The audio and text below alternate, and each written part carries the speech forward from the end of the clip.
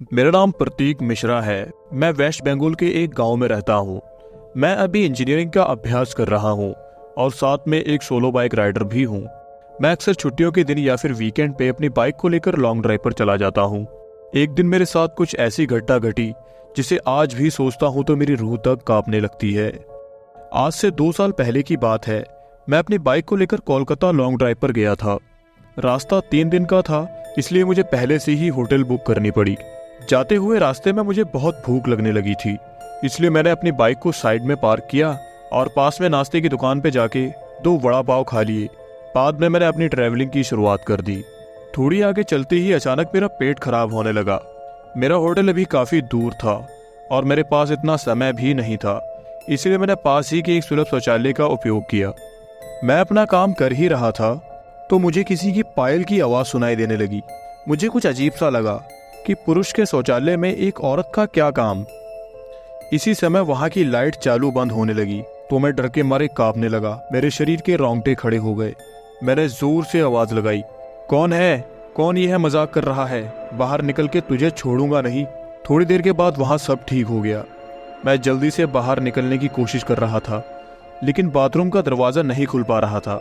मैंने चौकीदार को आवाज लगाई तो उसने आके देखा तो दरवाजा बाहर से खुला था। फिर उसने आवाज लगाई, दरवाजा खुला है, आप थोड़ा धक्का लगाइए।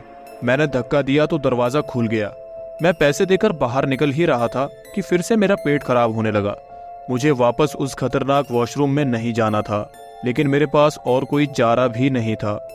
इस बार लगभग 2-3 मिनट ही हुए होंगे कि वापस से लाइट चालू बंद होने लगी और साथ में कोई स्त्री की हंसने की आवाज भी आ रही थी। मुझे काफी डर लगने लगा था। मैं जल्द ही अपना काम करके बाहर निकलने की कोशिश कर रहा था, लेकिन मैं वहां से उठ भी नहीं पा रहा था। मुझे ऐसा लग रहा था कि कोई मुझ पर बैठ गया हो। मैं अपनी पूरी ताकत लगा के खड़ा हो गया और दरवाजा खोल के बाहर निकल गया। बाहर जाकर मैंने देखा कि सुलभ शौचालय का मुख्य दरवाजा बंद था और उस पर काफी सारे जीव जंतु चिपके हुए थे। यह सारा खौफनाक दृश्य देखकर मेरे तो प्राण ही निकल गए हों, ऐसा महसूस होने लगा था मुझे। मैं जोर जोर से रोने लगा। वहां पे काफी अंधेरा था और काफी दुर्गंध भी आ रही थी। मुझे लगा कि मैं यहां से कैसे बाहर निकल पाऊंगा। उसी वक्त मेरे सामने बड़ी बड़ी लाल आंखों वाली और लंबे घने बालों वाली भयानक औरत खड़ी थी। उसे देखकर मेरे तो होश ही उड़ गए।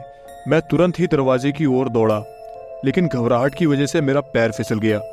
पायल की आवाज करती हुई वो भयानक औरत मेरी ओर ही आ रही थी।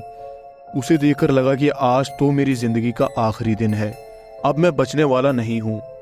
थोड़ी ही देर में वो औरत मेरे पास आकर बैठ गई और मुझे जानवर की जैसे सूंघने लगी।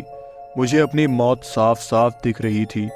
फिर मैंने अपनी सारी हिम्मत लगा के एक आखिरी कोशिश करके जोर लगा के खड़ा हो गया। जोर जोर से दरवाजे को हिलाने लगा।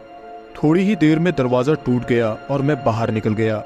जब मेरी नज़र बाहर खड़े लोगों के सामने पड़ी तो मैंने देखा कि लोग मुझे ऐसे देख रहे थे जैसे मैं कोई पागल खाने से भाग कर आया हूँ।